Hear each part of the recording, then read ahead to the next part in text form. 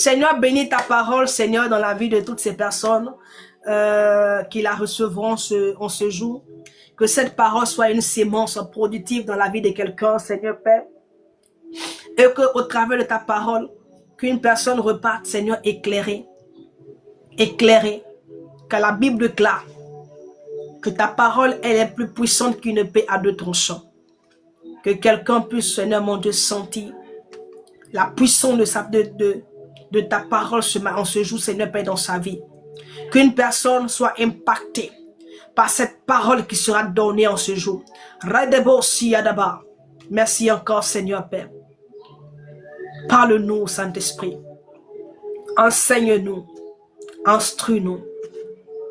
Révèle-toi encore à nous au travers de la parole, afin que nous soyons illuminés davantage. Au nom de Jésus-Christ. Amen. Ok. Donc, 1 Samuel, le chapitre 17, à partir du verset 32. À partir du verset 32.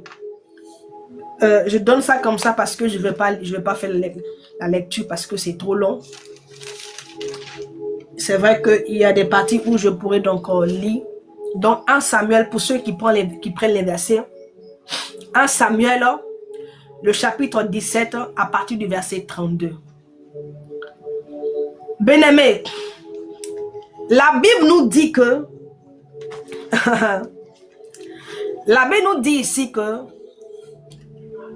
les soldats de Saül, l'armée était allée en guerre avec les Syriens.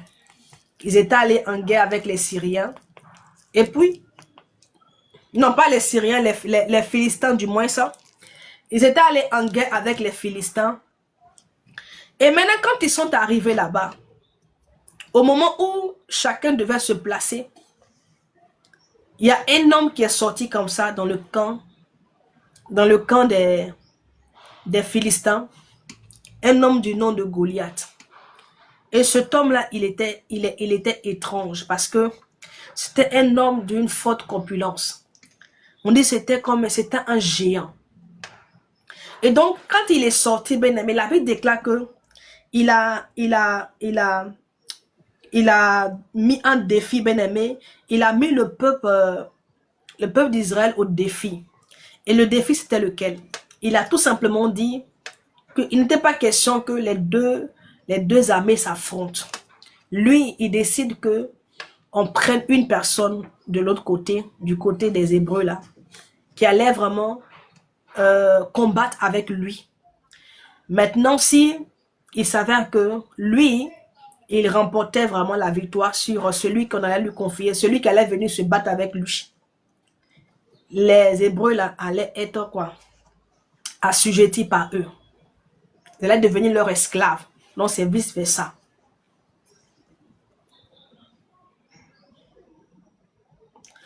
Merci beaucoup. Amen.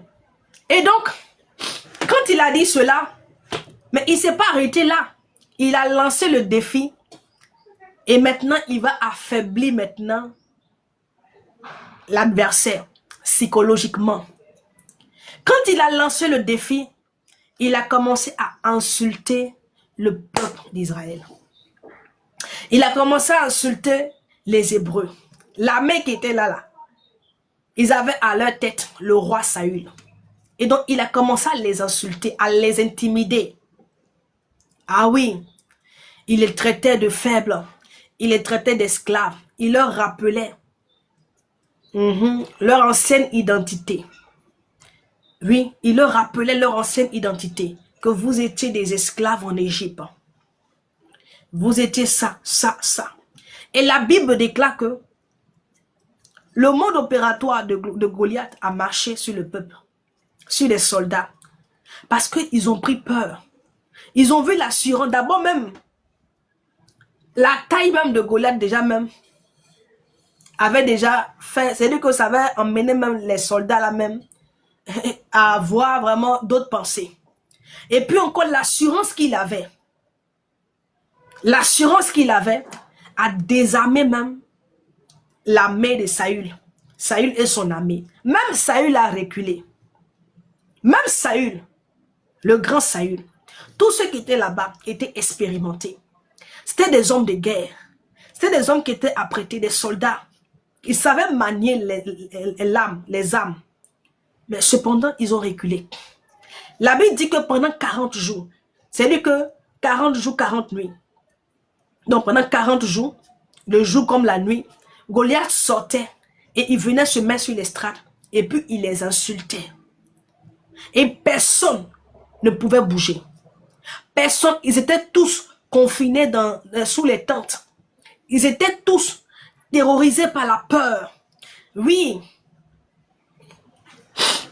Ils avaient tellement peur d'avancer que personne même n'osait même répondre à Goliath.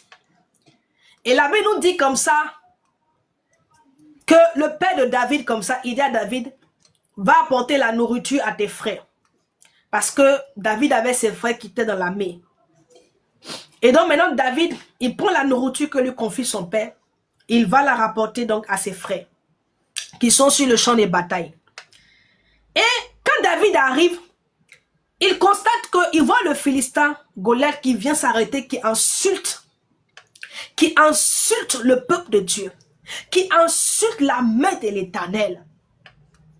Ah oui, il insultait le peuple, il insultait leur Dieu. Vraiment, Goliath avait vraiment, il avait les mots appropriés pour déstabiliser vraiment le peuple là.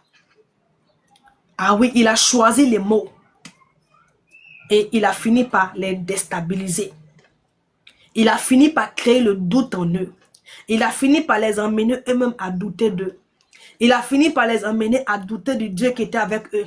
Il a fini par les emmener, bien-aimés, à douter de qui eux-mêmes ils étaient.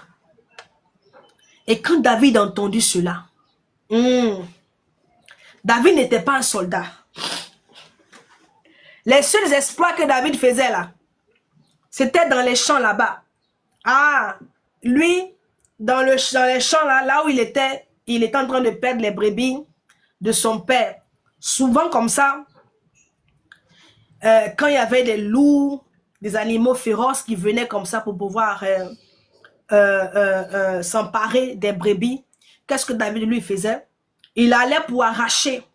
Il allait se battre avec les loups, avec les ours là, pour arracher les brebis là, dans la gueule vraiment de ces derniers là. Donc c'est ce que lui, David, il faisait, les seuls exploits qu'il avait. C'était pas un soldat. C'était pas un homme qui avait l'habitude de manier les armes. Il ne connaissait rien en ce qui concernait bien-aimé, les combats, les batailles, les guerres. Il ne savait rien de toutes ces choses-là. Lui, tout ce qu'il savait là, c'était comment perdre le troupeau. Ah oui, comment s'occuper du troupeau, comment s'occuper des brebis. C'est tout ce que David connaissait. Amen. Et donc quand il est arrivé, il a entendu cette parole-là de Goliath. Et donc il essaie de s'approcher pour demander, mais qu'est-ce qui se passe? Qu'est-ce qui se passait? Et c'est là qu'on lui a dit, voici ce qui se passe actuellement. Voici le défi qu'a lancé Goliath. Amen. Je vais lire au verset 26. Amen. Donc nous sommes en 1 Samuel, le chapitre 17. Le verset 26, on nous dit quoi? On dit, David dit aux hommes qui se trouvaient près de lui, que fera-t-on à celui qui tuera le Philistin, qui ôtera l'opprobre au-dessus d'Israël? Qui est donc ce Philistin, cet incirconcis, pour insulter la main du Dieu vivant? Et donc il demande quelle est la récompense qui sera attribuée, qui sera donnée à celui qui va mettre ce Philistin à terre. Bien aimé, quand le Seigneur a commencé à me parler de ça, le Saint-Esprit, il m'a pris 3 éléments. Vous savez,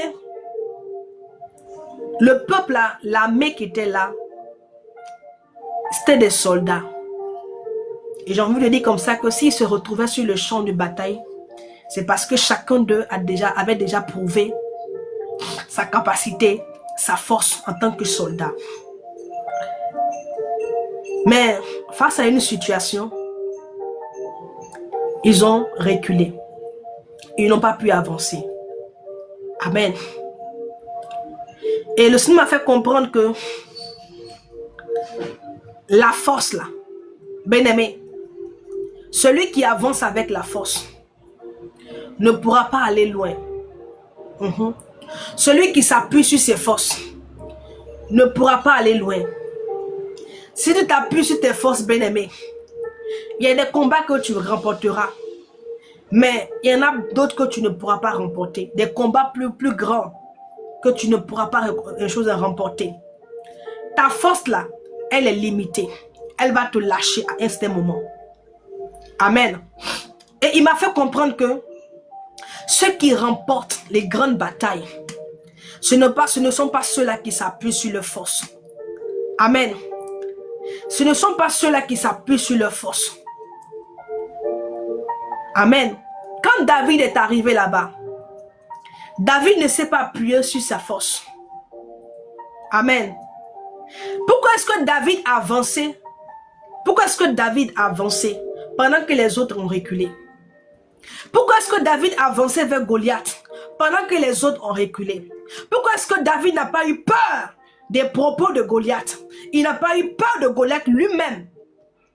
Et puis les autres là, quand ils ont vu la corpulence de Goliath, ils ont eu peur et entendent encore les propos, ils ont été déstabilisés.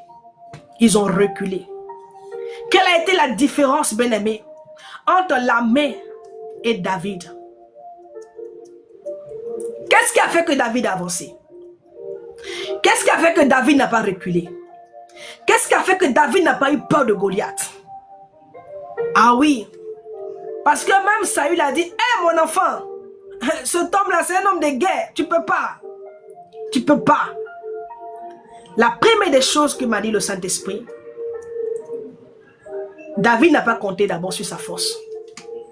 Ça c'est le premier élément. David a avancé parce que les autres là, ils ont mesuré leur force, c'est-à-dire qu'ils ont jaugé leur force et puis celle de Goliath. Ils ont vu que il n'y avait pas un équilibre. Non, c'était pas équilibré. Parce que eux, ils ont compté sur leur force. Donc quand ils ont jaugé bien-aimé la force, la corpulence de Goliath, et puis eux-mêmes, ils ont jugé eux-mêmes leur force là. Ils ont vu que non, ils ne pouvaient rien faire. Mais David, il n'a pas regardé à sa force.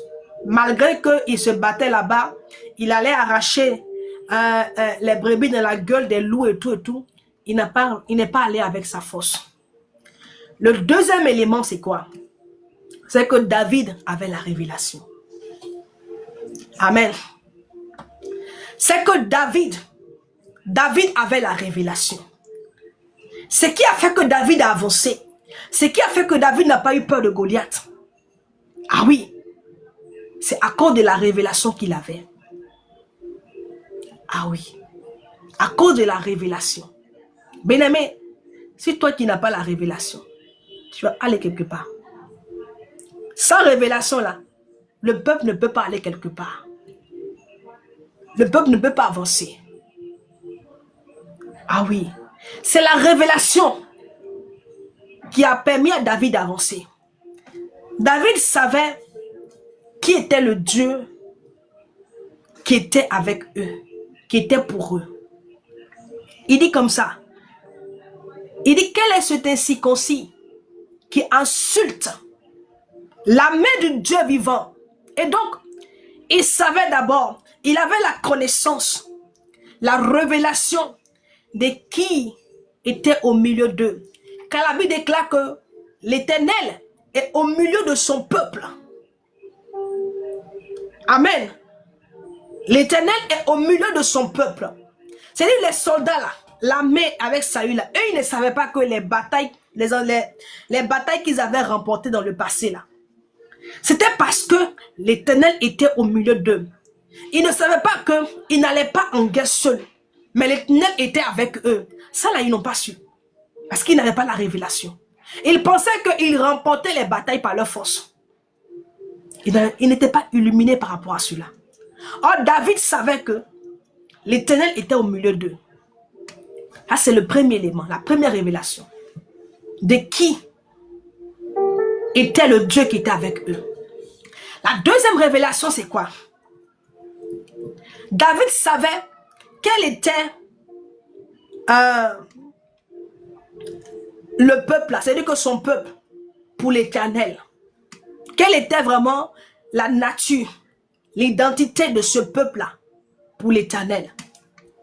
Il a dit quoi? Il dit quel est cet incirconcis qui insulte le peuple? Il dit quel est cet incirconcis qui insulte l'armée du Dieu vivant? Donc, l'armée qui était là, était l'armée du Dieu vivant. Donc, il avait cette révélation-là. Ce n'était pas une armée comme ça. Est-ce que vous comprenez?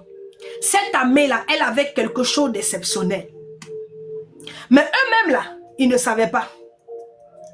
Cette armée-là, elle avait quelque chose d'exceptionnel. Il dit qu'il insulte l'armée. Donc, quand David voit les soldats avec David là, lui, il estime que ces soldats-là, ben amen, c'est l'armée du Dieu vivant. Et mais le peuple qui était là, eux, ils ne savaient pas qu'ils étaient l'armée de l'Éternel, l'armée du Dieu vivant. Ils ne connaissaient pas leur identité. Ils n'avaient pas cette révélation de qui eux-mêmes ils étaient. David avait cette révélation. 2. On va sur le troisième élément. David avait la révélation en ce qui concernait l'adversaire. Vous avancez dans des combats, vous ne savez pas qui vous battez combattre.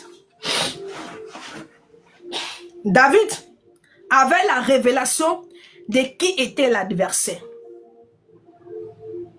Il connaissait l'identité de l'adversaire. Je te le lis, je lis cela. Il dit quoi? Il dit qui est donc ce Philistin, cet incirconcis? Cet incirconcis. Et donc il avait la révélation de qui était l'adversaire qui est en face de lui. Amen. David est allé auprès de Goliath. David avançait vers Goliath. Parce que David avait la révélation. David n'a pas marché avec la force. Il a marché, il a avancé avec la révélation qu'il avait. Quand tu as la révélation, bien-aimé, tu vas loin. Quand tu as la révélation, bien-aimé, tu feras des exploits. Quand tu as la révélation, bien-aimé, tu remporteras des batailles. Bataille après bataille. Combat après combat. Guerre après guerre. Ah oui. La révélation. Si tu n'as pas la révélation, ne t'imagine pas que tu auras la victoire dans tes combats, dans tes batailles. Si tu n'as pas la révélation, mais tu seras toujours battu par l'ennemi. Ah oui. La révélation. La révélation. Et ce qui a mené à David à avancer vers Goliath. Les autres même là, peut-être qu'ils avaient peur. C'est le même qu'ils l'ont dissuadé. Ah, faut pas aller mon petit, tu es trop petit, il faut laisser. Il dit laissez ça. Moi je sais qui je suis. Et le quatrième élément, c'est que David même, il savait lui-même d'abord qui il était pour ce Dieu. Et qui était ce Dieu pour lui. Qui il était pour ce Dieu. Et qui était ce Dieu pour lui. Ah oui. Il était conscient. Il avait la révélation de tous ces différents éléments-là. Il avait la révélation. Et c'est ce qui lui a permis d'avancer. Parce qu'il savait qu'il ne marchait pas dans le noir. Il n'allait pas dans les certains. Non. Il savait là où il allait. Ah oui. Et la cinquième révélation, David n'est pas allé. Quand tu as la révélation, bien-aimé, tu n'utilises pas les mêmes outils que l'adversaire. Tu n'utiliseras pas, bien-aimé, les mêmes armes que l'adversaire. Alléluia. Quand tu as la révélation, la Bible dit qu'il a pris 5 pierres qui représentent qui? Jésus-Christ. Lis les lettres là, tu fais, ça fait 5. Jésus, ça fait 5 lettres. Il a pris 5 pierres, c'est pas pour rien. Tout ce que David a fait, c'est par révélation. C'est par révélation. Il a dit comme ça à Goliath. Ah.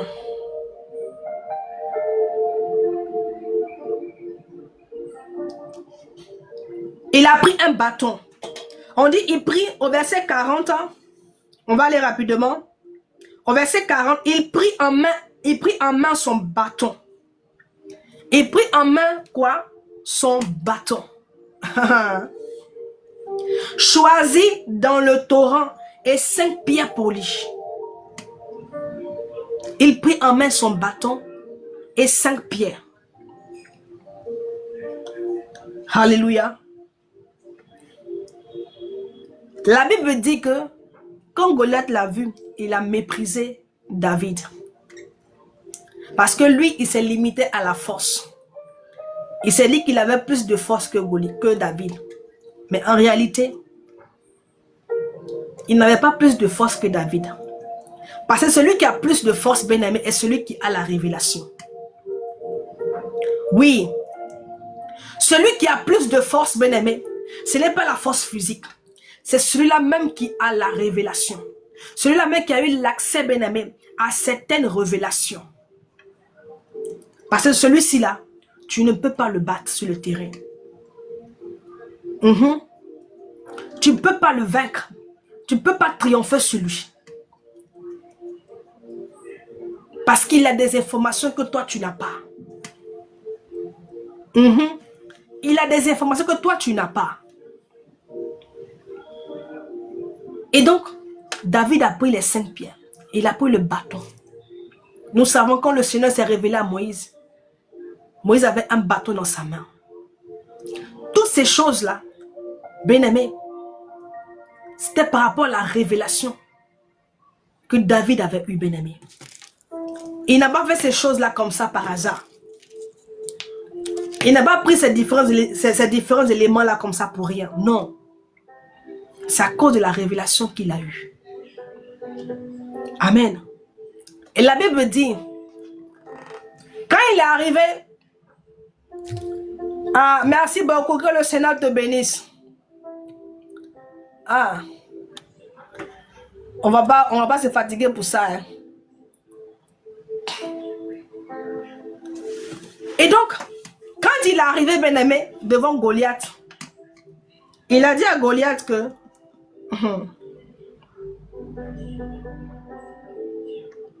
je cherche le verset. Ok, au verset 45, David dit aux Philistins, tu marches contre moi avec l'épée. Tu marches contre moi avec l'épée, la lance et le javelot. Et moi, je marche contre toi au nom de l'Éternel. Qu'est-ce que cela signifie? Il dit à Goliath que toi, tu marches contre moi avec l'épée, tu as tes armes. Mais moi, je viens contre toi au nom de l'Éternel. Je viens vers toi avec la révélation que j'ai. Alléluia. Il n'est pas allé contre Goliath avec Ben-Aimé, avec une épée. Il est allé, Ben-Aimé, vers Goliath au nom de l'Éternel. Au nom de la révélation qu'il avait de ce Dieu. Au nom de la révélation qu'il avait, Ben-Aimé, de qui lui il était pour ce Dieu. Et de qui ce Dieu était pour lui. Au nom de la révélation qu'il avait de qui était son peuple pour ce Dieu-là. L'armée de l'Éternel. Alléluia. Et nous savons ce qui s'est passé. Amen. David a eu la victoire sur Goliath. Cet homme robuste, cet homme aguerri, cet homme expérimenté, cet homme puissant, bien-aimé, n'a pas pu tenir devant ce jeune homme. Amen. Il a suffi juste d'un seul coup.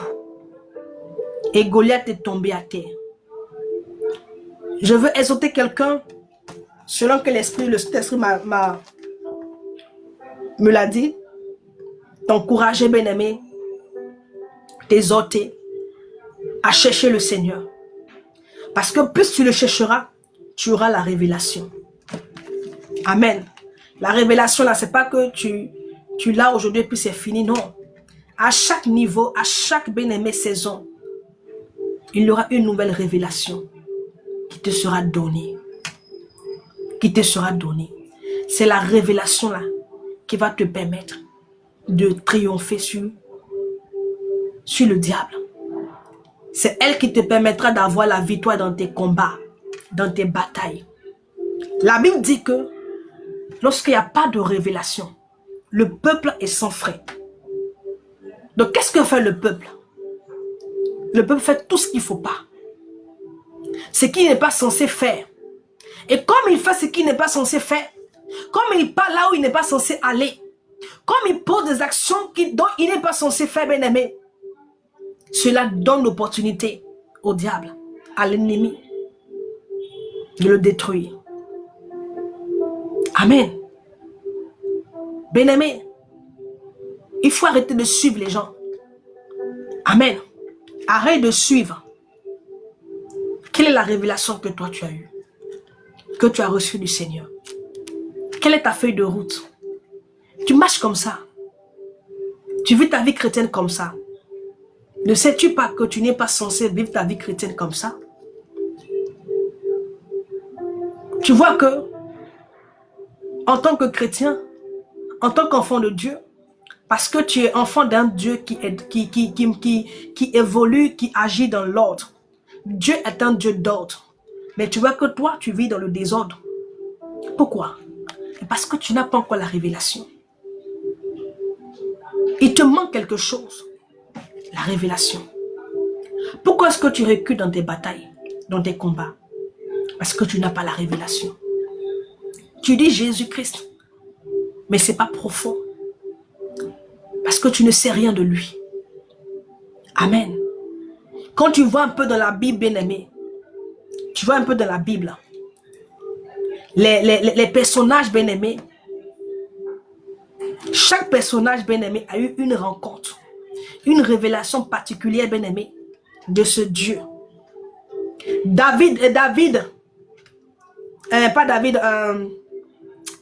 Abraham l'a appelé Jéhovah Jireh, le Dieu qui se pourvoit. Moïse l'a appelé, oh ma bannière, il est ma bannière. Amen. Toi, quelle est la révélation que tu as?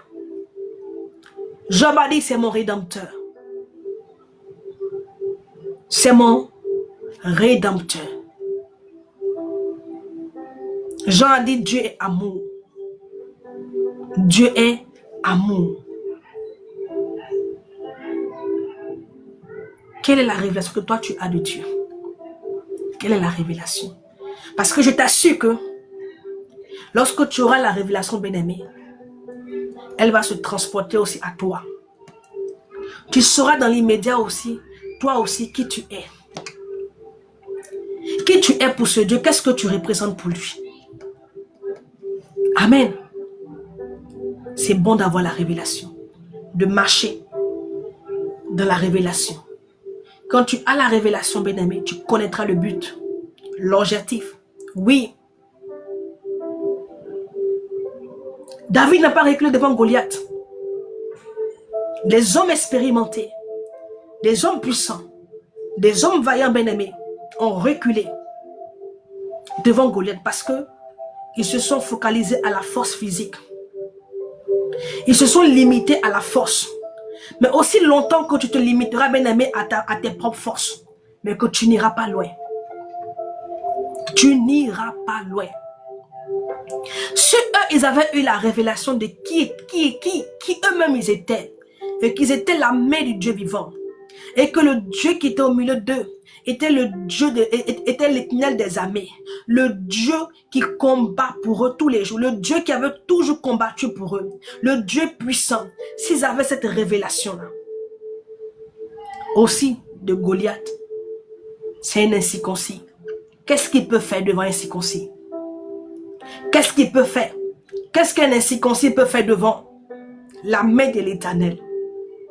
S'ils avaient eu ces différentes révélations-là, je ne pense pas qu'ils auraient reculé. Amen. C'est parce qu'ils ne le savaient pas. Eux, ils pensaient que dans les batailles, dans les combats, il fallait juste avoir la force physique. Il fallait juste savoir manier les armes. Or, parfois, bien-aimé, c'est pas dans tout. Bien-aimé, donc tu dois mettre la force. J'ai dit comme ça. David était un homme de guerre. C'était ça, sa destinée. David était un homme de bataille. C'était un homme de combat. C'était ça, la vie et la destinée de David. Il avait l'esprit de force. Mais cependant, bien-aimé, chaque fois il faisait la guerre. Mais quand on voit un peu son fils Salomon, Salomon ne savait pas manier les armes. Salomon ne savait pas manier les armes. Il ne connaissait rien en ce qui concernait les combats, les stratégies de guerre. Salomon, lui, il ne savait rien de toutes ces choses-là. Mais David qui faisait les combats chaque fois, il était obligé chaque fois d'aller se battre avec ses ennemis. Malgré qu'il remportait la victoire sur eux. Ses ennemis-là, ils partaient. Ils se reposaient là-bas jusqu'à quand ils récupéraient un peu, ils revenaient encore combattre David. Donc chaque fois, David était dans un combat acharné. Un combat. Toute sa vie, là, il a combattu, Mais rien la différence entre lui et son fils, Salomon. Dieu a donné à Salomon la sagesse, l'intelligence. Or, la sagesse, c'est-à-dire que la sagesse, là, l'intelligence, dans elle, là, il y a la révélation. Il y a la révélation. Et il a reçu la sagesse et l'intelligence. Il n'a jamais fait de guerre. Personne n'est venu l'attaquer. Amen. Personne est venu attaquer Salomon. Personne est venu pour lui faire la guerre. Bien-aimé, qu'est-ce que Salomon faisait alors? Qu'est-ce que Salomon faisait? La Bible dit que la sagesse est le commencement de la crainte de l'Éternel. La sagesse a pour demeure le discernement. Dans le discernement, il y a la révélation. Alléluia. Donc pour dire que Salomon, il avait la révélation de certaines choses, des choses que les gens ne savaient pas. Et comme il avait la révélation, bien-aimé, il avait de l'avance, il avait de l'avance sur ses adversaires, ses ennemis. Donc il pouvait mettre des pions, des trucs en place qui faisaient que personne n'osait venir le combattre. Il y a des stratégies qu'il mettait en place, bien-aimé.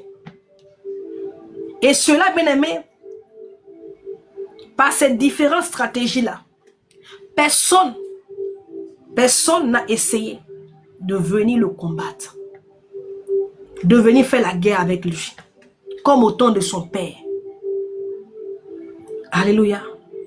La révélation, elle te donne, bien-aimé, une capacité, mais extraordinaire. Elle te donne de faire des choses au point où même tes adversaires, tes ennemis, c'est-à-dire qu'ils seront déstabilisés. Ils ne pourront pas tenir devant toi. Amen. Nous devons marcher dans la révélation. Amen. Le Seigneur a dit, il dit, invoque-moi en Jérémie 33, le verset 3. Invoque-moi, je te répondrai. Je te montrerai les choses cachées. Est-ce que tu sais qu'il y a des choses qui sont cachées concernant ta vie? Il y a des choses que Dieu veut te révéler. Je te dis que si tu as la révélation, bien-aimé, il y a beaucoup de choses, bien-aimé. Il y a beaucoup de choses. Il y a beaucoup comment je peux dire ça? Il y a certains aspects de ta vie, bien-aimé, qui sont contrôlés par l'ennemi. Le diable ne pourra plus contrôler. Il ne pourra plus contrôler parce que tu as la révélation, parce que tu sais certaines choses. L'ennemi continue à contrôler c'est-à-dire que certains aspects de vos vies, parce qu'il y a des choses que vous ne comprenez pas. Il y a des choses que vous n'avez pas encore compris. Il y a des choses que vous n'avez pas encore bien aimé discerner. Et cela donne la force à l'ennemi de continuer à œuvrer dans vos vies, à détruire, à piller. Alléluia. Marche dans la révélation. Cherche le Seigneur et il se révélera à toi. L'apôtre Paul a dit, il dit notre évangile, l'évangile que nous prêchons là, il dit que l'évangile que je prêche là, je l'ai reçu par révélation. Je l'ai reçu par révélation. Il n'a pas été avec les disciples. Il n'a pas mangé avec le Seigneur Jésus-Christ, comme ça a été le cas des autres. Mais, qui a écrit la plus grande partie de du Nouveau Testament? C'est l'apôtre Paul. Il dit, mon évangile, il dit que Jésus-Christ que je prêche là, je l'ai reçu par révélation. Lis un peu les épîtres de Paul. Je dis que ça va t'ouvrir l'esprit. Ça ouvre l'esprit. Nous devons marcher dans la révélation. Quelqu'un doit marcher dans la révélation. Et pour que le Seigneur se révèle à toi, tu dois le chercher. Ah oui, il y a des choses, bien-aimés. Ce n'est pas parce que tu ne sais pas, bien-aimé, que c'est faux. Ah oui, ce n'est pas parce que toi, tu ne sais pas que la chose là vraiment, c'est comme ça, que tu as pensé que c'est faux. Amen. Et c'est pas comment est-ce que je vais expliquer pour que tu comprennes. Amen. Vous savez souvent, quand vous ne comprenez pas quelque chose, il ne faut pas donner son avis. Il ne faut pas polémiquer dessus. Amen. Parce que ce n'est pas tout ce que tu sais là. Ce n'est pas tout ce que tu connais là, bien-aimé. Ce n'est pas tout. Il y a des choses que tu ne connais pas aussi. Il y a des choses qui sont cachées. Il y a des révélations cachées dont tu n'as pas encore accès.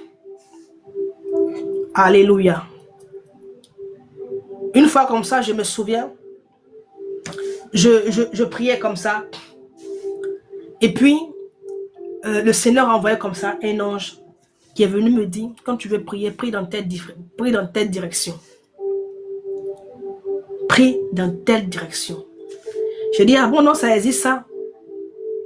Amen. Il m'a donné la direction.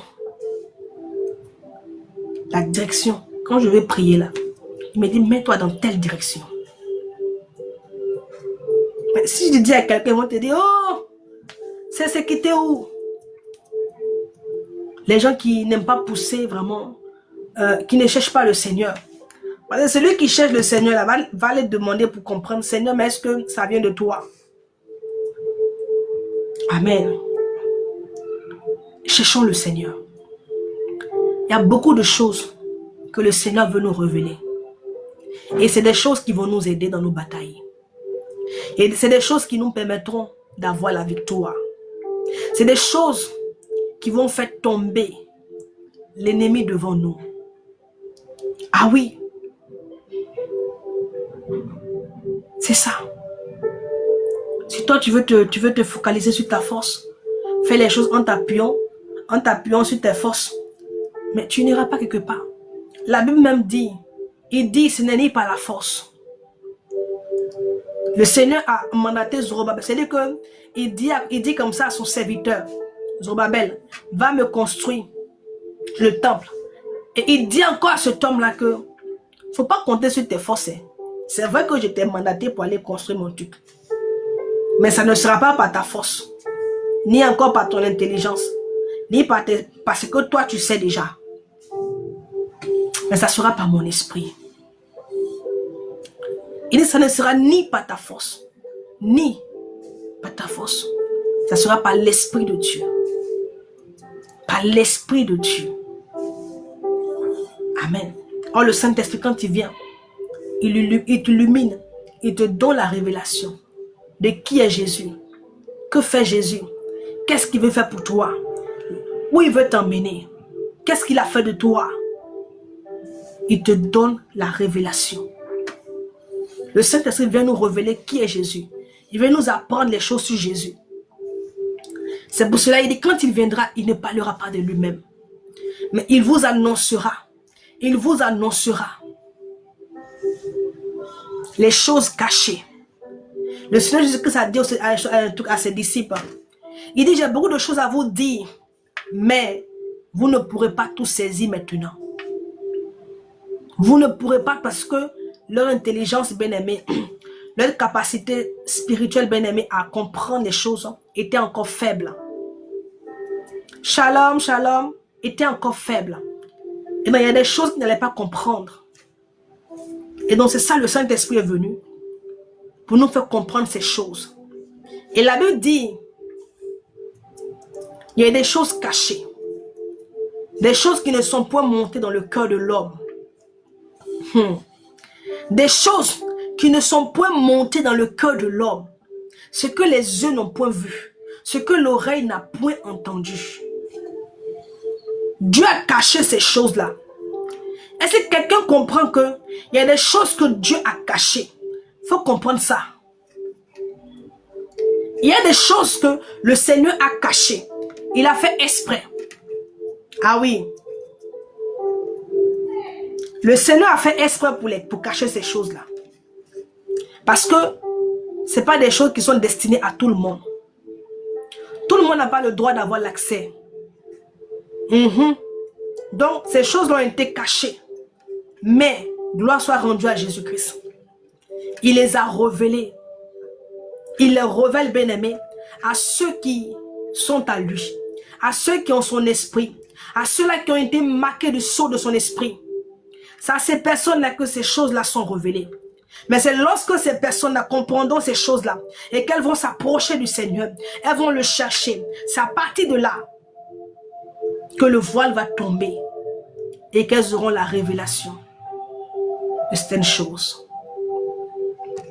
C'est parce que David, il avait une communion avec le Seigneur. David était là-bas, il était en train de paître le troupeau.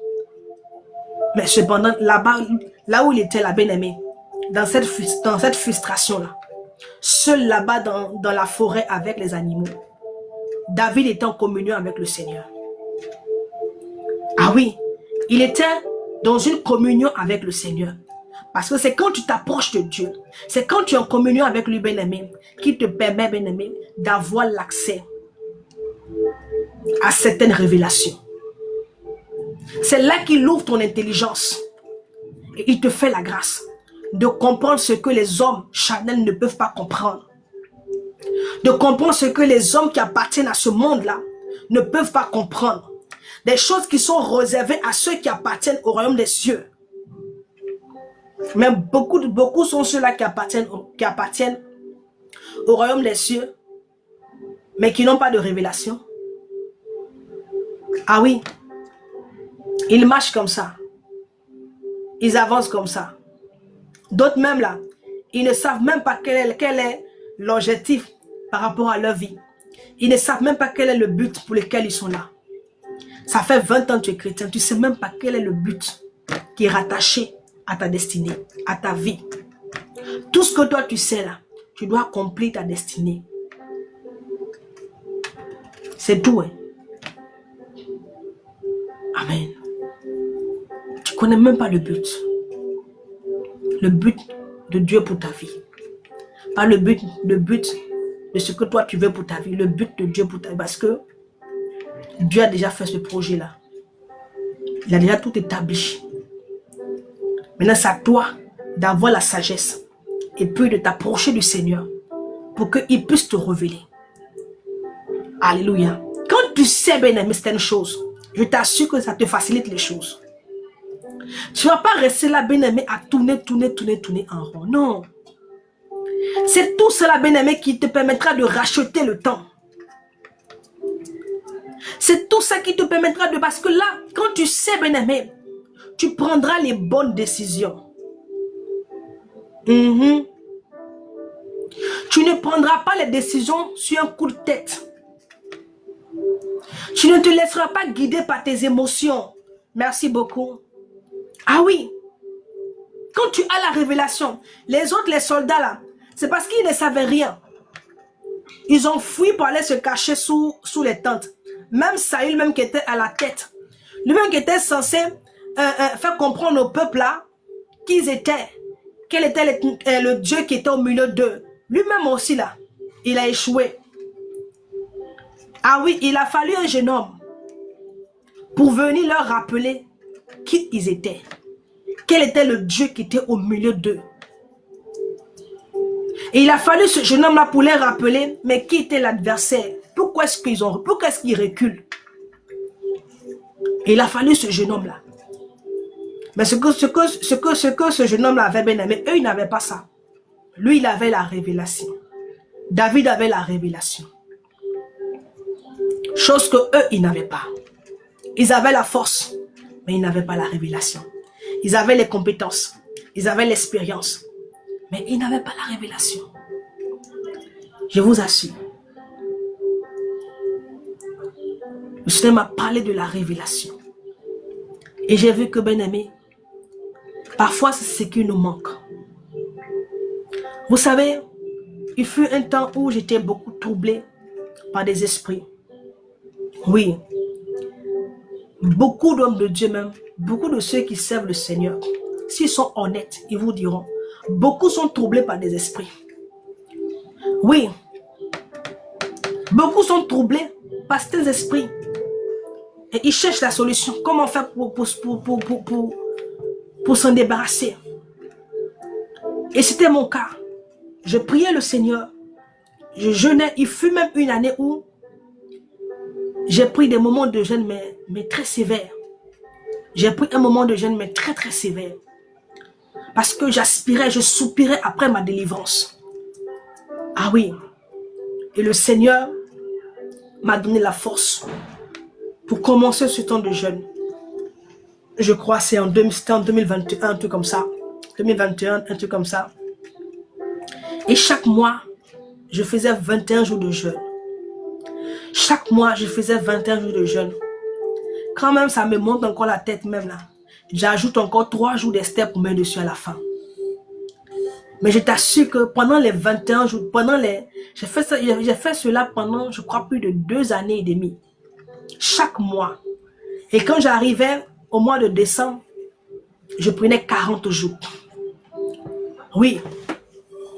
Par la grâce de Dieu. Parce que j'étais fatigué.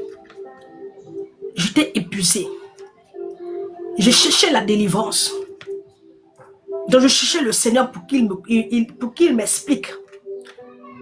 Parce qu'il y a des choses que je ne comprenais pas. Ah oui, il y a des choses qui étaient floues dans mon esprit. Et donc je voulais que le Seigneur m'explique. Qui m'emmène à comprendre. Il y a des choses que je trouvais inadmissibles. Oui. Qui m'arrivaient. Parce que je me dis que je me suis inscrit dans les voies du Seigneur. Comment se fait-il que telle chose m'arrive encore? Telle demande arrive encore à avoir le dessus sur moi. Alléluia. J'avais une vie de sanctification. Amen. Mais cependant, l'esprit continuait à me troubler. Et quand j'ai commencé ce temps de jeûne, bien aimé, mais j'ai été éprouvé d'une manière terrible. Terrible. Terrible. Pendant ces années-là. Ça a été épreuve sur épreuve. C'est la grâce de Dieu qui a fait que l'homme n'a pas sombré dans la dépression. C'est la grâce de Dieu qui a fait que l'homme est resté attaché au Seigneur. Parce que quand tu sais, là-bas les démons te tourmentent. Mais est-ce que tu vas aller dans leur camp encore? Tu ne peux pas. Parce que tu cherches même à quitter à te débarrasser d'eux. Donc tu ne peux pas retourner là-bas. C'est impossible pour toi. Donc ma seule option, c'était Jésus. Ah oui. J'ai dit, Seigneur, si ça te plaît que les démons me tourmentent là, il n'y a pas de souci. C'est que si on va continuer ensemble. Mais je ne peux pas aller quelque part. J'ai été éprouvé, mais bien. Éprouvé. Et je continue à chercher le Seigneur. Ce n'était pas facile pour moi. Ah oui. Ce n'était pas facile. Très difficile. Très difficile. Mais je continue avec le Seigneur. Dans les pleurs. Oui, mais je continuais. Chaque mois, j'étais à mon poste. Je cherchais le Seigneur.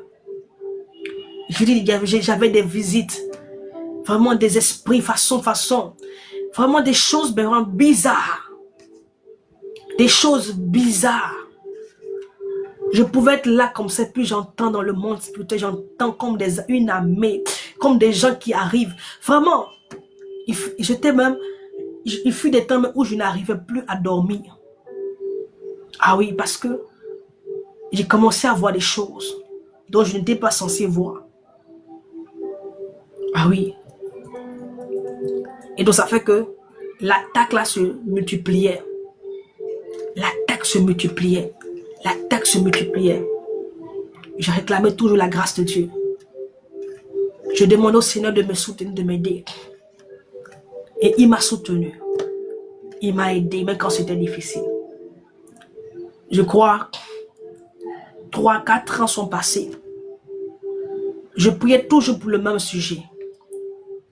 Oui, je priais toujours pour le même sujet. Je demandais toujours la grâce de Dieu. Je demandais toujours au Seigneur, Seigneur, vraiment, aide-moi. Ne me laisse pas, aide-moi. J'ai besoin que tu m'aides. Vraiment, je ne peux pas continuer comme ça. Et un jour, j'étais couché. Je peux dire, 5 ans après, chaque jour, je priais pour le même sujet. J'étais couché comme ça. Et puis le Seigneur est venu me parler. Il m'a dit, voici ce que tu dois faire. Il m'a donné la révélation. Il m'a dit, fais ça. Ce que je te dis là, je ne dis pas un rêve, je dis audiblement. Il m'a dit, fais ça. Et il m'a pas dit quelque chose. Quand je me suis levé, avec difficulté, avant de me soumettre à ce qu'on m'a dit. C'est comme ça, nous les chrétiens, hein? On dit qu'on est fatigué. Oh Seigneur, décharge-moi. Quand Dieu donne les instructions, on commence à murmurer. On commence à se plaindre. C'est pour cela que beaucoup, vous êtes encore sous des jours. Vous êtes maintenus par le diable. Parce que vous ne voulez pas faire des sacrifices. Vous pensez que la délivrance, elle viendra comme ça? Ah bon? C'est ce qu'on vous a dit. Vous ne voulez pas faire des sacrifices. Vous voulez que tout soit servi sur un plateau. Vous aimez tellement la facilité. Le plus souvent, lorsqu'on réclame à l'Éternel de nous aider, je vous assure qu'il nous aide. Mais son aide vient par des instructions. L'aide de Dieu vient par des instructions. Mais des instructions qui sont négligées, qui ne sont pas prises en compte, qui ne sont pas considérées. Et je voulais m'inscrire dans cette voie-là. Négliger l'instruction.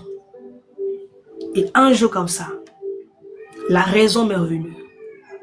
Et je me suis parlé à moi-même, je me suis dit, mais tu as demandé quelque chose depuis des années au Seigneur. Et il est venu te parler. C'est-à-dire que Dieu t'a tellement considéré qu'il est venu te parler même de vive voix. Pour dire que il a une appréciation vraiment extraordinaire pour toi. Parce que ce n'est pas tout le monde que Dieu parle de vive voix. Il a même dit ça à Marie, à Myriam et puis Aaron. Il dit, vous là, moi je vous parle en songe. Mais Moïse là, lui c'est mon ami. Je lui parle de vive voix. Et quand la raison m'est revenue, j'ai dit, bon, pourquoi est-ce que j'ai à me soumettre à ce que le Seigneur m'a dit? Ah, peut-être que c'est là que viendra ma délivrance que je recherche depuis des années. Et c'est comme ça. J'ai pris la décision en moi-même ce jour-là. De faire comme m'a dit le Seigneur. Et jusqu'à aujourd'hui. Bien-aimé, jusqu'à aujourd'hui, j'ai été délivré. Personne n'est venu m'imposer les mains. Personne n'est venu prier pour moi. Amen. Une fois même, je suis passé sur un live d'un homme de Dieu ici. Je disais, ah, mais que je prie beaucoup, mais les esprits m'attaquent, mon cher, mon cher. Il me dit, ah, parce que tu dois avoir un père spirituel. Ou bien, vraiment, il a rencontré un truc, je sais, un truc bizarre là. Amen. Il m'a même pas dit, bon, je vais prier pour toi. Rien, rien. Les gens n'ont que fait de ça. Alléluia. Amen. Mais moi-même, je suis allé chercher le Seigneur. Et puis Dieu a eu pitié de moi. Et puis il m'a donné la solution. Quand j'ai mis ça en application, bien aimé, j'ai fait le songe. Le même esprit qui me troublait là, était venu encore pour me troubler. Mais il y a une main qui est venue, quelqu'un qui est venu au milieu de nous. Je ne sais pas si j'ai dit que la personne l'a jeté, je ne sais pas. Mais depuis ce jour-là, par la grâce de Dieu, j'ai été délivré. Personne n'a prié pour moi. Personne ne m'a imposé les mains. Est-ce que vous comprenez? Et j'ai une chose que j'ai omis de dire. Pendant que je jeûnais les 21 jours chaque mois, là, je faisais des songes où le Seigneur emmenait des personnes dans le songe là, qui priaient pour moi dans le songe, pas dans le fusil, dans le songe. Et je voyais des choses. Donc, en songe, on m'a fait ma délivrance. De toute façon, en songe, on vient pour posséder les gens là. C'est comme ça en songe. J'ai vu des gens qui ont prié pour moi. Et j'ai vu des choses dans le songe qui sortaient de moi. C'est-à-dire que là où j'étais couché, là, je tremblais, même dans... Voici comment le processus de la délivrance. Comment est-ce que le Seigneur m'a libéré au fur et à mesure. Ça veut dire que la délivrance, là, bien aimé, elle est progressive. Oui, on va au fur et à mesure. Tant que tu es sur la terre, là, tu seras combattu. C'est comme ça que moi, j'ai été délivré. Jusqu'à aujourd'hui. L'esprit n'est plus venu me troubler, me perturber, me voler ma joie, me voler ma paix. Voici comment j'ai reçu la délivrance. Quand j'ai mis en application l'instruction que m'a donné le Seigneur. Tout simplement. Or, ce que m'a dit le Seigneur bien-aimé était une révélation pour moi. C'était une révélation cachée pour moi que je ne savais pas. Je ne savais pas que je devais faire telle chose. Il a fallu que le Seigneur, dans son amour, dans sa bonté, le Seigneur avait combien de fois mon cœur désirait la délivrance. Combien de fois je soupirais après le changement. Dieu a vu mon cœur, il a vu mon état, il a vu mon esprit. Je ne me décourageais pas, même quand c'était dur. Je persévérais. Je me disais que tôt ou tard, le Seigneur va le faire. Tôt ou tard, le Seigneur le fera. Tôt ou tard, il le fera. Et un jour, il est venu faire tomber les écailles dans mes yeux. Ah oui, moi la première fois que j'ai entendu la voix de Dieu, la première fois, on dit Dieu parle, que j'ai entendu la voix de Dieu audiblement. La parole que le Seigneur m'a donnée, cette parole-là, c'est elle qui me suit jusqu'à aujourd'hui. La parole que le Seigneur m'a donnée, bien-aimé, cette parole-là, quand je la mets en application, bien-aimé, je vois ce Dieu. Il m'a dit, prends Jérémie 33, verset 3. C'est la parole que j'ai reçue du Seigneur. Il dit, invoque-moi au jour de la détresse et je te répondrai. Je te montrerai les choses cachées. Bien-aimé, quand ça ne va pas que j'invoque l'Éternel, il me répond. Quand je l'invoque, quand je le cherche, bien-aimé, il se révèle à moi. Il me montre ce qui est caché, ce qui est enfoui. Il me montre, Dieu révèle. Oui, c'est un Dieu de vérité. Tu ne peux pas exiger quelque chose que toi-même tu ne fais pas. Tu ne peux pas exiger une révélation si tu ne médites pas la parole de Dieu. Parce qu'il y a la révélation que Dieu donne au travers de sa parole. Il y a des révélations que Dieu donne en songe. Il y a des révélations que Dieu donne, bien-aimé, en songe. Je peux te montrer ce que l'ennemi est en train de faire. Il dit, quand l'homme est endormi profondément, je me révèle à lui et je lui révèle tout ce que l'ennemi est en train de planifier. Il te donne il te révèle ce qui est en train de se tramer contre toi. Au travers de sa parole, il te révèle, bien-aimé, qui est Jésus, le Saint-Esprit. Il te donne d'avoir l'accès au cœur de Jésus, de comprendre, de savoir, bien-aimé, connaître les pensées de Christ, connaître sa volonté. Oui, Dieu est réel. Le Seigneur, il se révèle. Ah oui, il dit, cherchez-moi, et je me laisserai trouver. C'est parce que David, dans sa solitude, dans le désert, là, dans les champs là-bas, David cherchait l'Éternel. Il cherchait l'Éternel. C'est parce qu'il a cherché ce Dieu-là. Parce que quand on voit un peu les propos de David, il y a de l'assurance dans ce qu'il disait. Il y avait de l'assurance. Il dit, quel est cet incirconcis qui insulte la main de Dieu vivant? Il y a une assurance. Mais d'où est venue cette assurance-là? C'est parce qu'il a vu. C'est parce qu'il a entendu. Ah oui. C'est de là qu'est venue son assurance.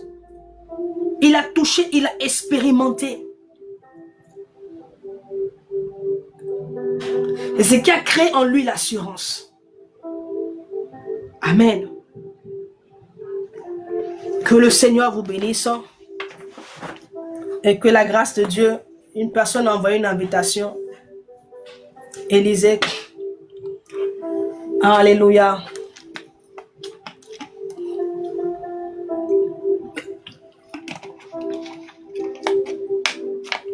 Il n'est pas là? Ok.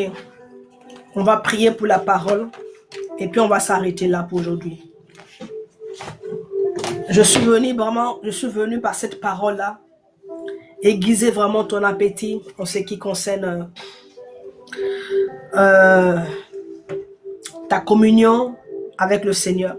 Je suis venu t'encourager à chercher le Seigneur pour que tu aies la révélation, bien-aimé. Je suis venu te dire, bien-aimé, que le Seigneur veut te montrer des choses. Il veut te révéler des choses. Mais tu dois t'approcher de lui. Amen. Je suis venu te dire, bien-aimé, que c'est la révélation qui te permettra de vaincre sur l'ennemi.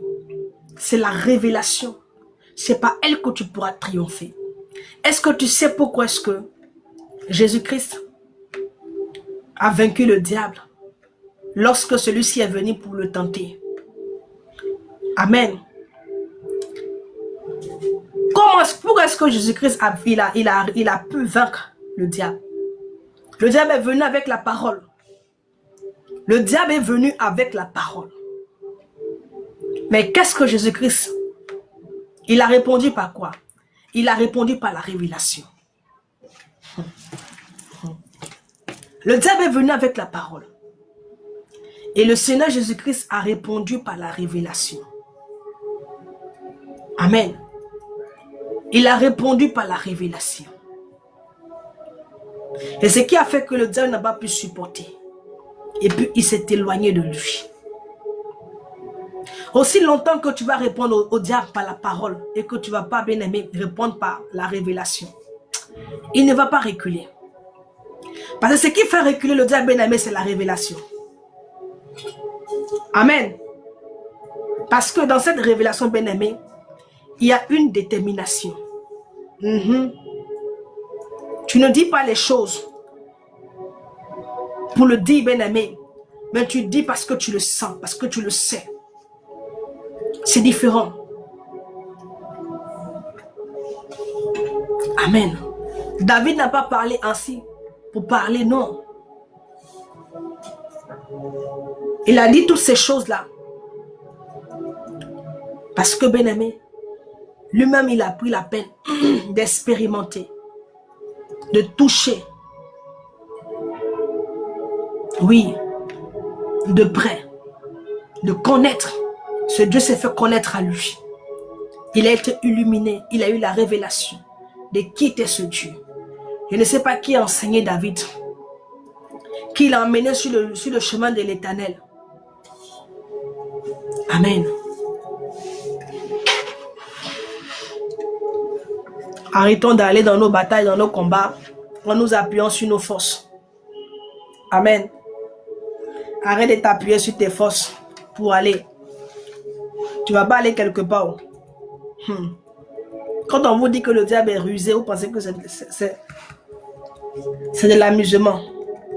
On vous dit que le diable, il est très rusé. Il est malin. Ah oui. Il utilise la ruse. La ruse pour pouvoir vous avoir. Parce que vous-même, là, vous n'êtes pas éclairé. Vous ne comprenez pas les choses. Amen. Donc, ce qui fait que vous tombez dans son piège. Quand il vous dit des choses, vous n'avez pas vraiment le discernement. Donc, vous tombez dans son piège.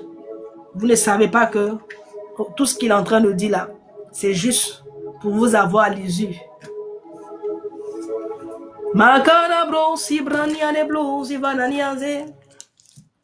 Ah, Seigneur Jésus.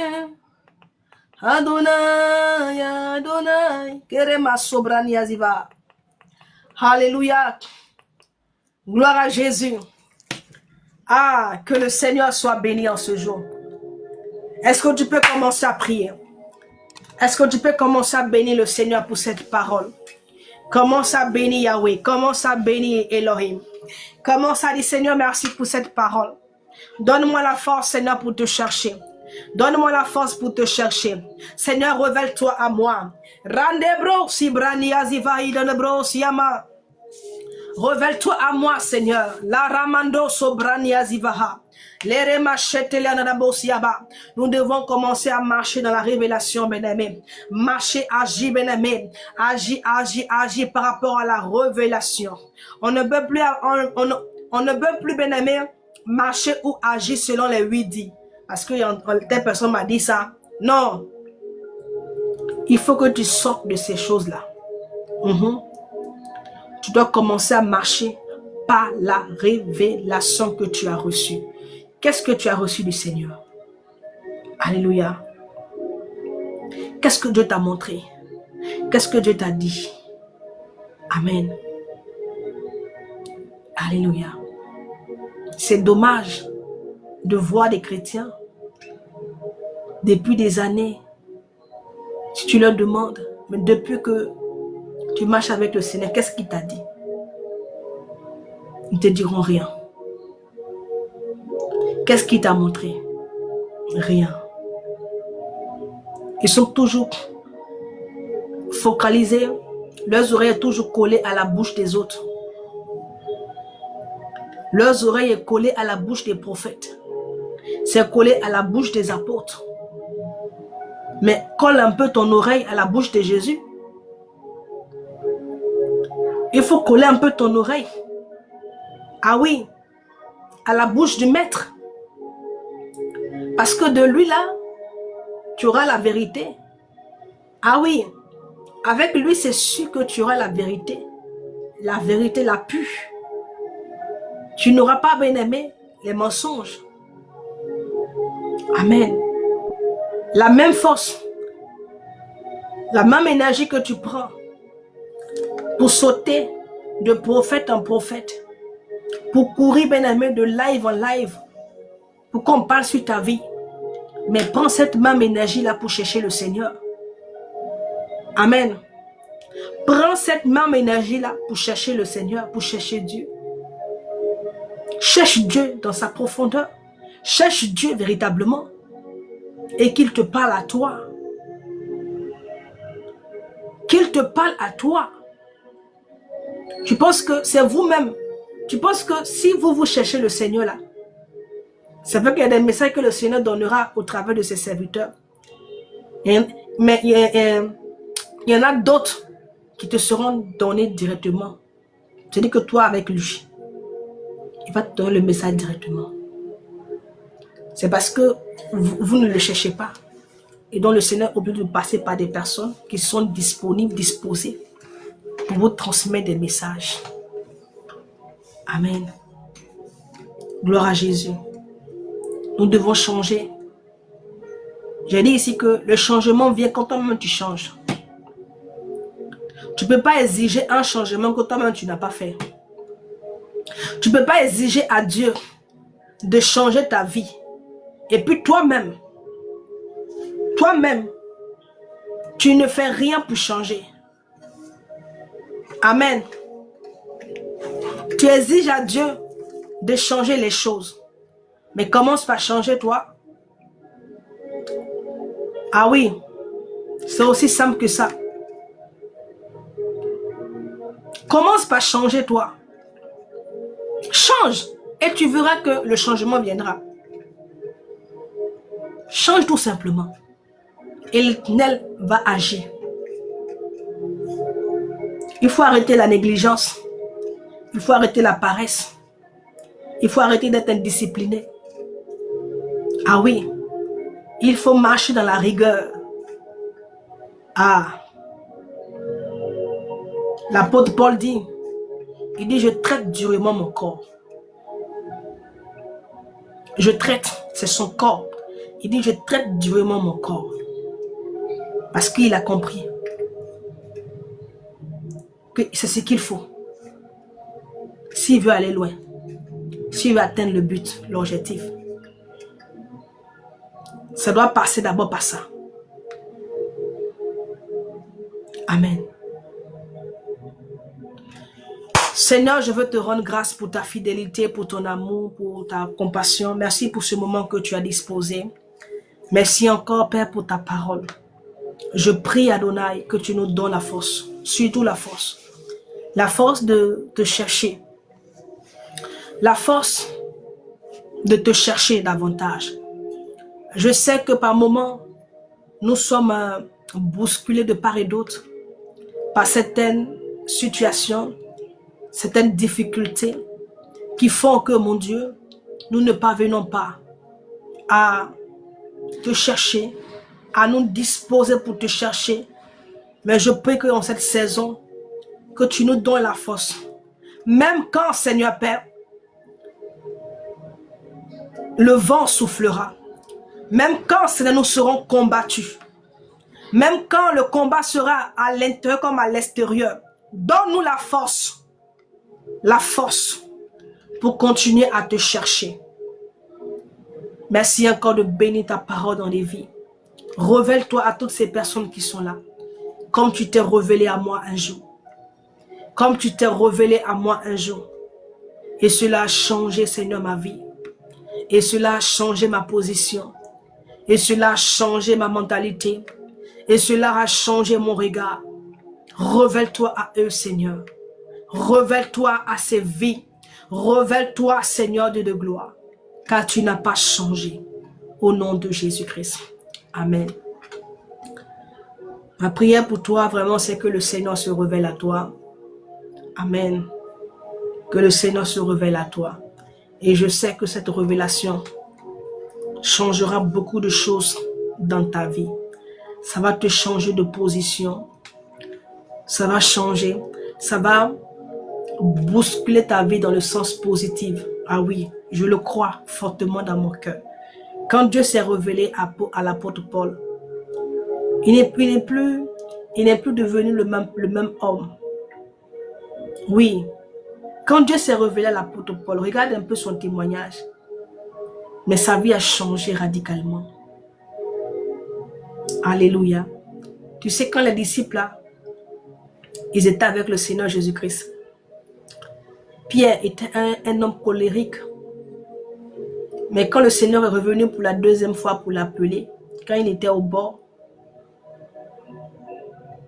quand le Seigneur est venu pour l'appeler encore, pour dire, va et perds mes brebis.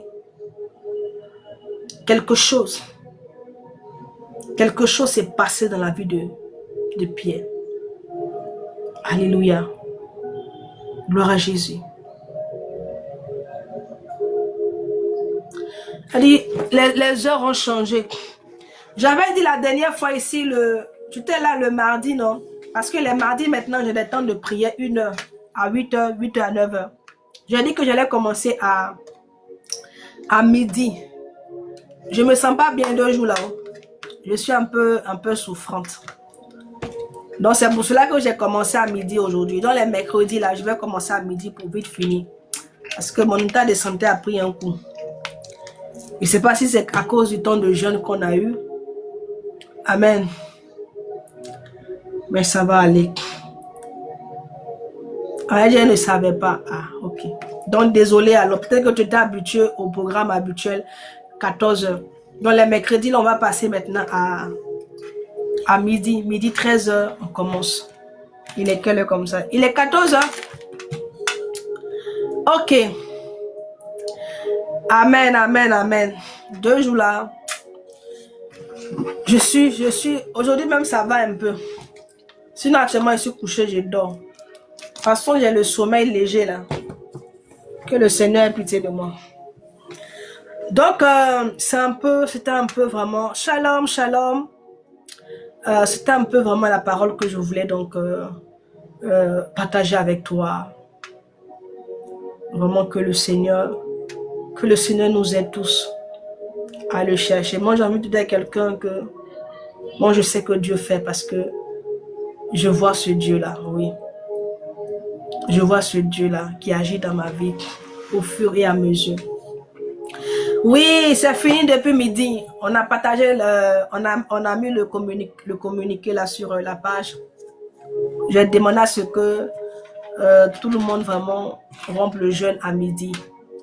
Pourquoi? Parce que vous savez, quand vous faites un long jeûne comme ça, il ne faut pas couper aux heures auxquelles tu avais l'habitude de couper parce que le lendemain, tu vas reprendre ton ancienne habitude.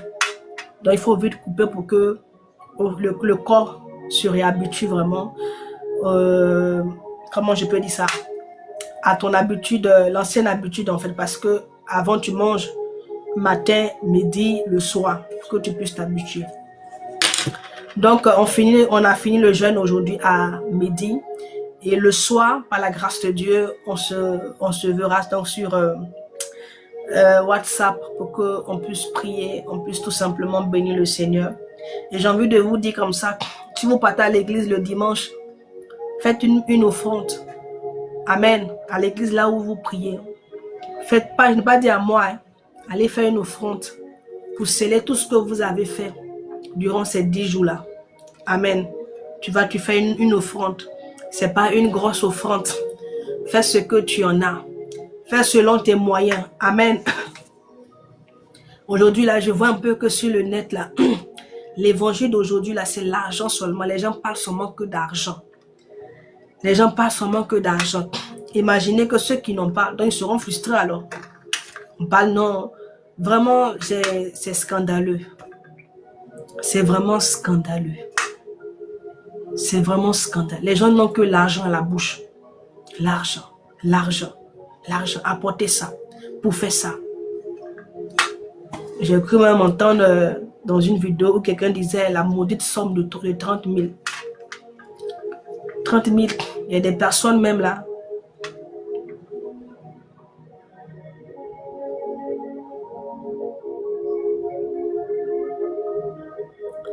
La maudite somme de 30 000.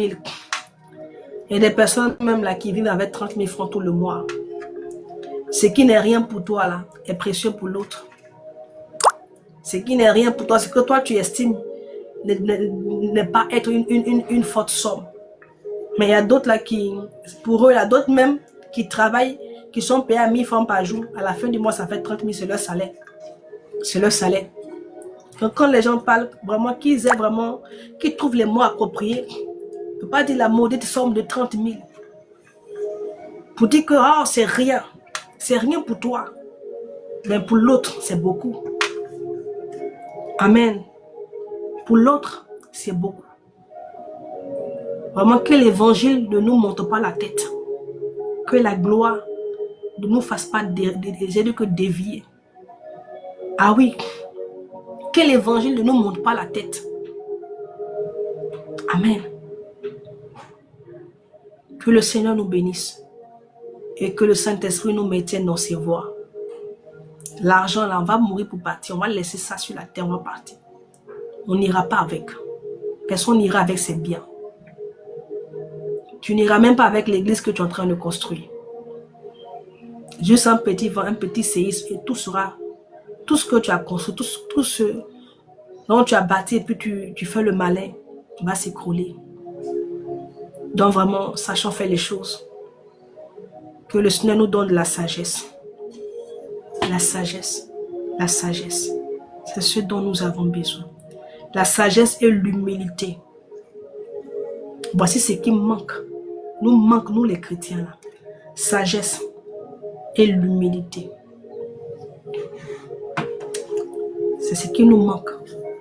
Et ce qui fait que nous dérapons à tout moment. Que le Seigneur vous bénisse.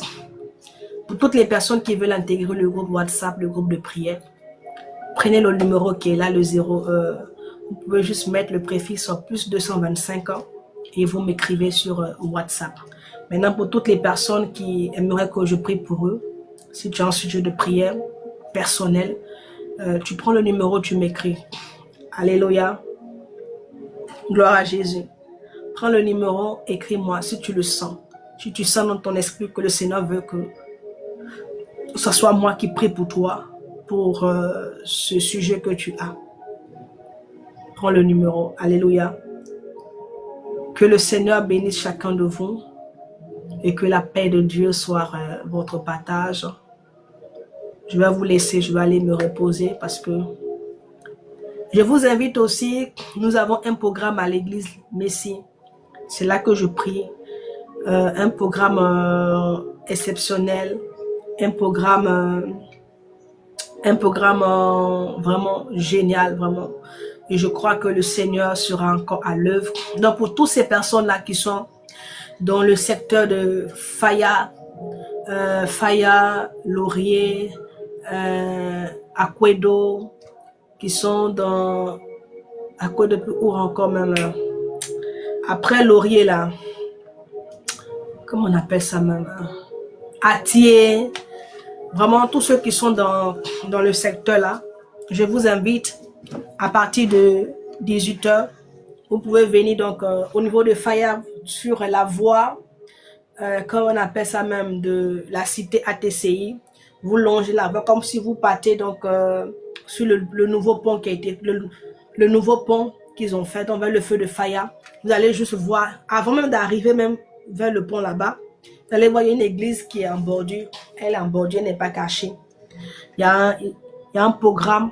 Moi, je ne pourrais pas parce que nous avons un programme, la fin de notre programme aujourd'hui. Donc, je ne peux pas laisser vraiment toutes ces personnes à qui m'ont fait confiance au dernier jour. Donc, je me tiens, il faille que je sois avec eux ce soir. Mais par contre, le jeudi, je serai au programme à l'église, à la Messie. Donc, je t'invite, si tu es dans Cocody, dans le secteur là, je t'invite à venir participer. Ne viens pas seul. Viens avec ton frère, viens avec ta soeur. Je crois que le Seigneur veut se révéler à toi. Je crois qu'il y a une rencontre pour toi, bien-aimé. Je crois que ce séminaire, bien-aimé, est le bienvenu et Dieu l'a permis pour toi. C'est à cause de toi que Dieu a disposé le cœur de ses serviteurs pour que, au travers de ce séminaire-là, bien-aimé, tu sois béni. Est-ce que j'ai pas le flyer là même? Attends, je viens. Alléluia.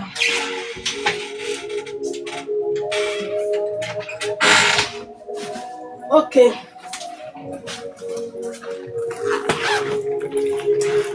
J'essaie de chercher ma pochette.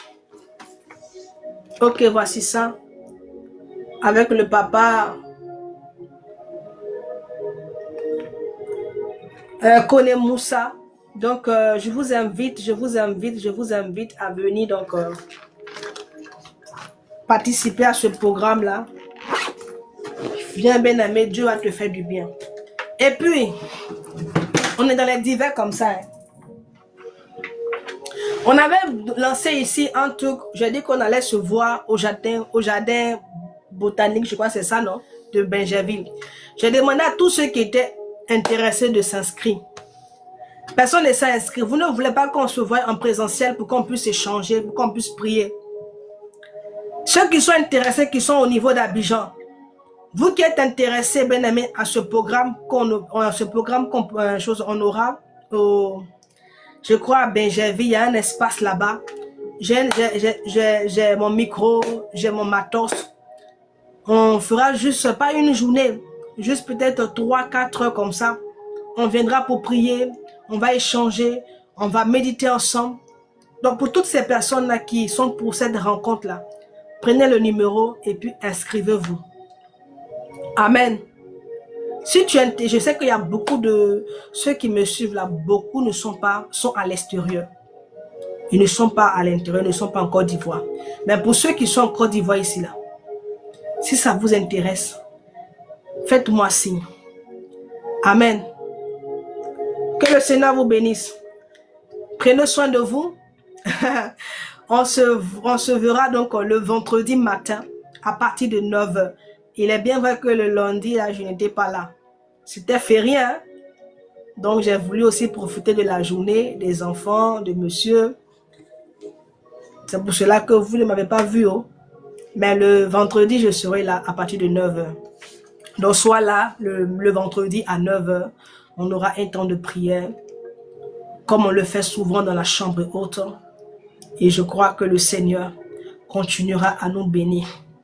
Quelqu'un qui est là dit, mais on prie, on prie, on prie. Si tu ne pries pas là, tu veux faire quoi? Dis-moi. Faut me dire. Si toi tu ne pries pas là, qu'est-ce que tu veux faire? C'est la prière que nous connaissons. Ah oui. C'est la prière. Donc si on doit prier, on priera jusqu'à ce que Jésus-Christ va revenir. Est-ce que le diable, là, il se fatigue pour nous combattre? Est-ce que le diable, il nous fait comprendre qu'aujourd'hui, là, on va faire une trêve? Dis-moi. Est-ce que le diable fait une trêve pour dire, bon, je vous ai trop combattu cette saison-là, on fait une trêve, je vous laisse un peu vous reposer et puis on reprend. Et moi, je ne sais pas. Peut-être que je ne sais pas, peut-être que toi, tu as la révélation de ça. Il faut me dire. Si tu as cette révélation-là, dis-moi, pour que moi aussi, je puisse me reposer aussi. Amen. Peut-être que tu as la révélation. Peut-être que le diable t'a dit qu'il fait une trêve. Et donc, on peut se reposer un peu. Donc, si je n'ai pas encore l'information de ça, bien aimé, on va prier. Chaque fois qu'on se verra, on priera. Même que moi-même, je te laisse là, je prie. Amen. Je prie et je prie. Pendant les moments de jeûne et de prière, là, je priais à 3 h du matin. Je venais prier encore à 4 h avec les frères et sœurs. Donc moi, tant que le Seigneur me donne le souffle, la force là, si j'ai la force, je vais prier. La prière pour moi, la bien-aimée, ce n'est pas un problème. Amen. Tant que j'ai la force, je vais prier. Parce que je sais que c'est bénéfique pour moi-même. C'est nécessaire pour moi. C'est important pour moi. Je sais ce que la prière fait pour moi. Ah oui. Donc quelque chose, bien-aimé, qui est nécessaire, qui est bénéfique pour moi, je ne peux pas jouer avec. Peut-être que toi, tu peux jouer avec. Parce que tu ne connais pas l'importance. Tu ne sais pas pourquoi est-ce que tu pries. Tu ne sais pas que la prière, elle est nécessaire. Donc, tu ne veux pas prier. Sinon, moi là, je vais prier tous les jours. Donc, le vendredi à 9 h, on est là pour prier. On va chercher encore le Seigneur. On va crier à Dieu. Alléluia. Le Seigneur a dit aux disciples, là, il dit priez. Priez. Parce que le diable, là, il rôde. Il rôde. La Bible nous dit, il dit priez sans cesse. Priez. Priez sans cesse. Priez sans cesse. Ne vous reposez pas. Priez. Aussi longtemps que tu as la force, il faut prier. Amen. Mais quand tu pries comme ça, même, le diable même là, il n'aime pas ça. Oh. Quand il te voit prier comme ça là, ça le fatigue. Amen. Donc sur ce, prenez soin de vous et puis on a le vendredi à 9 h. Merci pour vos partages. Merci pour vos tapotages. Merci pour vos interactions. Que le Seigneur vous bénisse. Que la grâce de Dieu vous soit multipliée. Et puis vraiment, que le Seigneur vous donne la force de continuer dans ses voies. Que rien dans ce monde ne vous sépare de l'amour de Jésus-Christ. Shalom.